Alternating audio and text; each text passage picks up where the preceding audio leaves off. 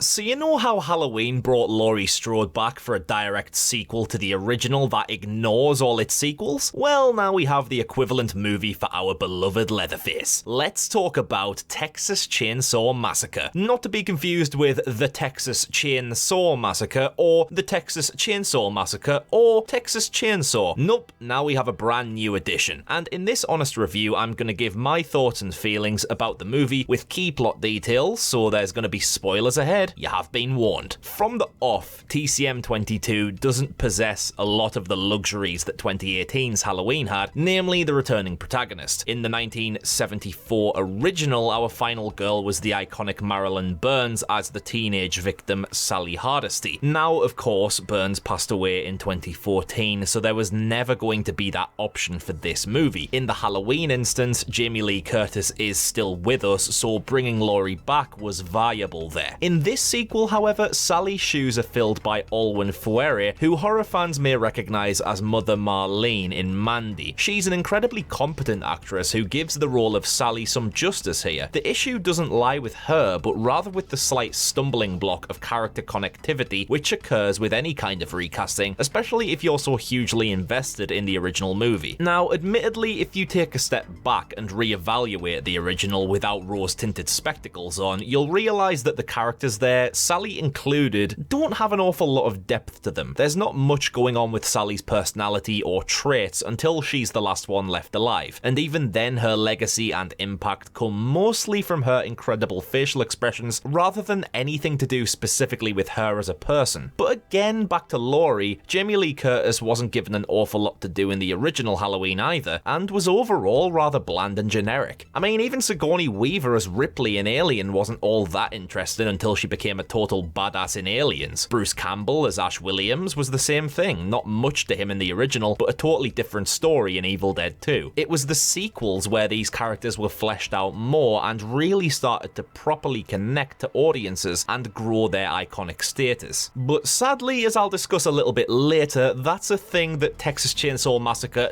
doesn't do that well here. Even though Sally's got a bit more going on than she had in the original, at least initially, yeah, it doesn't end up particularly great. But I'll leave that for a little bit while I chat about the overall plot. The deal here is that, not unlike Halloween 2018, Sally is traumatized by the events of the first film. She's grown old with the nightmares and the memories of that time of her life, and now the villain who caused that has reopened his little book of chaos. It's up to Sally to put her worst fears on ice and help to prevent other innocent people going through what she did. And that's where this movie drops off a cliff, because right from the off, I want all the innocent people to die a horrible death. The premise here is that the events of the original film have gone public and are documented in popular culture as one of the greatest unsolved crimes in Texan history, even sporting merchandise. And because of that, you know who it attracts?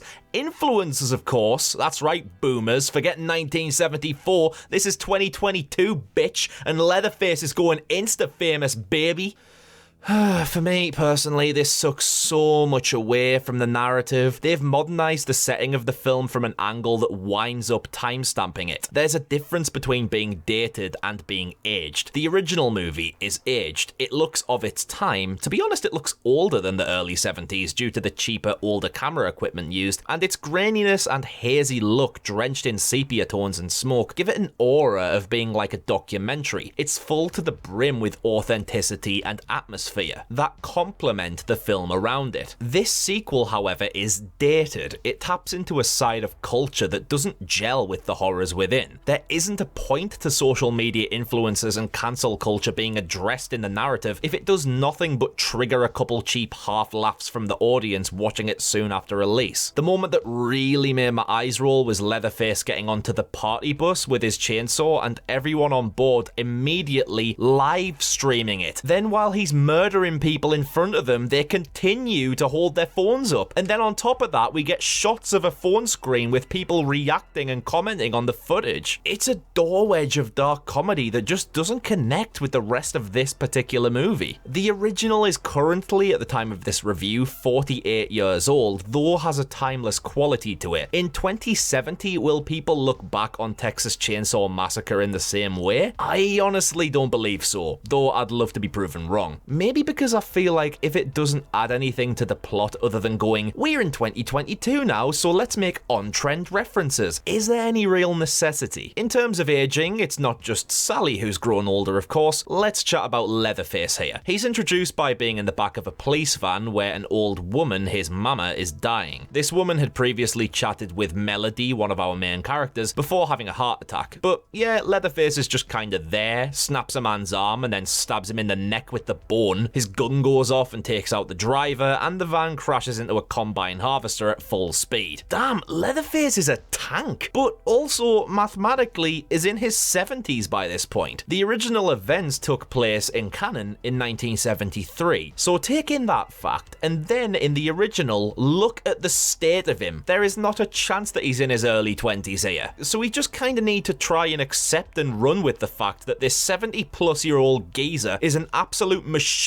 that can shatter skeletons with a single hand. But in the payoff, this creates a genuine disillusionment with Leatherface. Back to Halloween 2018 again, yes, Michael Myers has also aged, but is protected by a mystique of immortality that has been ingrained into the character for decades. Whereas Leatherface for decades has just been a normal guy who happens to be a murderous psychopath. Here, he's brutal, he's vicious, he's a massive threat, but if you had a Benny Hill chase in this movie, it wouldn't be too hard to outrun him or before his knees turn into Rice Krispies. Like when Dante's partner wakes up after the police van crash and sees Leatherface, she could likely outrun him here. Guess she might be injured from the crash if you want to make that counter-argument, but it's never shown if she's in any kind of pain from it, so if you want to assume she's hurt, I'm gonna assume she's not and could have easily Kelly Holmes'd herself out of there. But Leatherface's mobility is off the scale here. Like, what strength of omega-3's he been necking? He's a bull of a man who, even at one point after spearing Lila into a pool of water, winds up doing the Samuel L. Jackson Deep Blue Sea on her. He can take shotgun shells like bloody ping pong balls and is arguably as fast, if not faster, than his 1973 self. Don't get me wrong, I think on the whole, Leatherface is super strong here. He's got a cool look, is more brutal and menacing than ever, and is a much more key part of the movie than he was in the original. There he was more of a side character, with the hitchhiker and the old man being the vocal centerpieces, and though they aren't as visually memorable, they get under my skin more than Leather did. But here I simply can't get past the age aspect, which I know has been a bugbear for a lot of people going into watching this, but it's not a totally unreasonable criticism. It also links back to the issue with the time setting as well. Just because this movie was released in 2022, it doesn't mean it had to be set in 2022. It could have been set 10, 20, even 30 years after the original, because all the original characters, by which I mean literally 2 people, have been recast anyway, so it wouldn't make that much of a difference, and would at least give you the scope to make their abilities in the film seem more plausible at a younger age. Also, visually, other than certain vehicles, a party bus with contemporary music playing, and smartphones appearing on screen, the rest of the movie doesn't look like it's particularly in 2022. Therefore, with a more age-appropriate time setting where Leatherface is still at a reasonable age to be a threat and Sally at a reasonable age to be a badass, then fair dues. Otherwise, it's like that time Goldberg and The Undertaker wrestled in Saudi Arabia and it looked like 2 really old horses trying to do the foxtrot. Speaking of Sally and Leatherface, their rivalry here was so much of a damp squib. When they finally encounter each other after a couple scenes of Sally discovering Leather's back, she pulls a shotgun on him but does nothing. She asks him if he remembers her, he doesn't reply and just lets him walk away. She shouts to him, "I'm the one that got away and I'm here to make sure you don't." But it's just not true. The fact she doesn't shoot him there and then to ensure he doesn't get away means that it's not just a skin mask Leatherface is wearing, it's a full suit of plot armor. Then Leatherface, within this same scene, chainsaws right through Sally almost immediately. I was so annoyed by this because she offered up next to nothing. All the examples I gave earlier about characters being enhanced in sequels doesn't apply here whatsoever. She has a couple of the standard realization moments that Leatherface is back. They have a super quick one-sided chat and then a mini brawl before she's completely savaged by the chainsaw. But she survives? Get out of here, man. Don't be so bloody stupid. There's no chance a woman in her late 60s is gonna have a chainsaw shoved through her, raised from the floor and yeeted away, but is still able to fire off a shot minutes later without bleeding out, and then have some encouraging dialogue with one of our main characters. In her dying breaths, she tells Lila to not run away because Leatherface Leatherface will never stop haunting her. But how here, man? You can easily save your mate and leg it, and it won't be much longer before he's popped his clogs regardless. Putting yourself in more danger to try and save the day versus the logic of escaping with your life is a truly bizarre element to this plot that doesn't feel remotely plausible. And then there's the climax right here. Leatherface's